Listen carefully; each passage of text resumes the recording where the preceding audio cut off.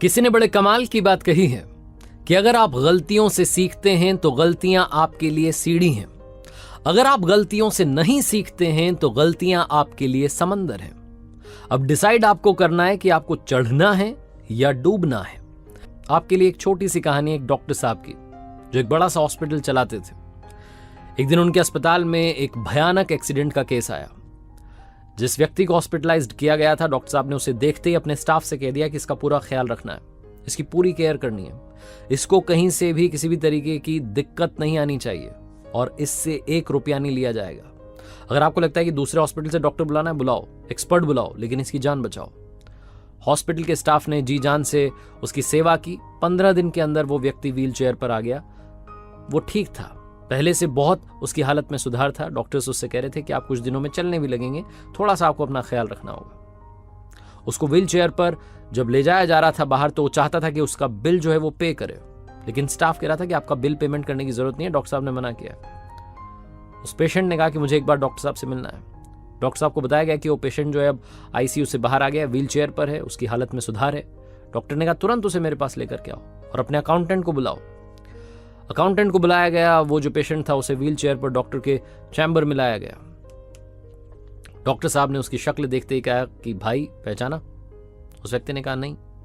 Doctor साहब ने कहा आप तो भूल गए। मैं नहीं भूला। आज से 3 साल पहले एक परिवार संडे की शाम में, संडे बिताने के बाद वापस अपने घर की तरफ आ रहा था। हम जंगल में गए थे घूमने के लिए। जब वापस आ रहे थे तो सनसेट होने को आया था और हमारी कार खराब हो गई थी। उसमें से धुआं ही धुआं निकलने लगा था।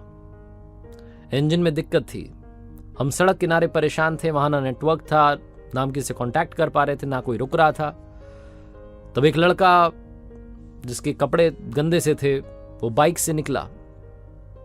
हमने आवाज लगाई, रुक जाओ भैया। वो लड़का रुक गया। वो आप ही थे।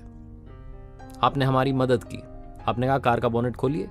10 मिनट के अंदर आपने कार चालू कर दी और कहा कि मेरे पीछे पीछे आ जाओ, मेरा गैराज है आगे, मैं आपकी गाड़ी और अच्छे से ठीक कर दूंगा, कभी कोई दिक्कत नहीं आएगी।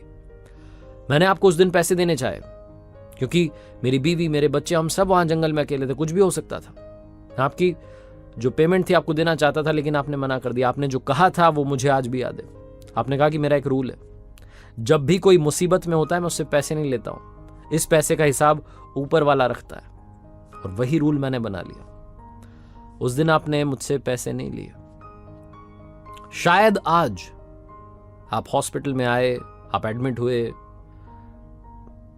ऊपर वाले ने शायद मुझे आज जरिया बनाया उस पैसे का हिसाब करने का।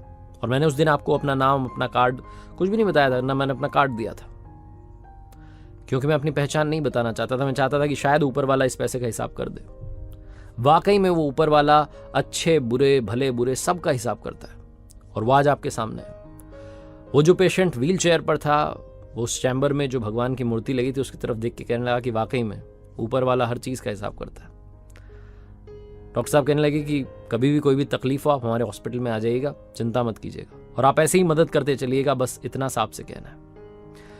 ये छोटी सी कहानी लाइफ में यही सिखाती है कि अच्छे काम करते चलिए, आज नहीं तो कल, कल नहीं तो परसों आपको आपके कर्म का फल जरूर मिलेगा, वो रिजल्ट आपको जरूर मिलेगा। क्योंकि कर्मा नाम का जो रेस्टोरेंट होता है ना, वहां पर वही मिलता है जो आपने पहले से ऑर्डर किया होता है अपनी लाइफ में। जो आप डिजर्व करते हैं वही आपको तैयार डिश मिलती है।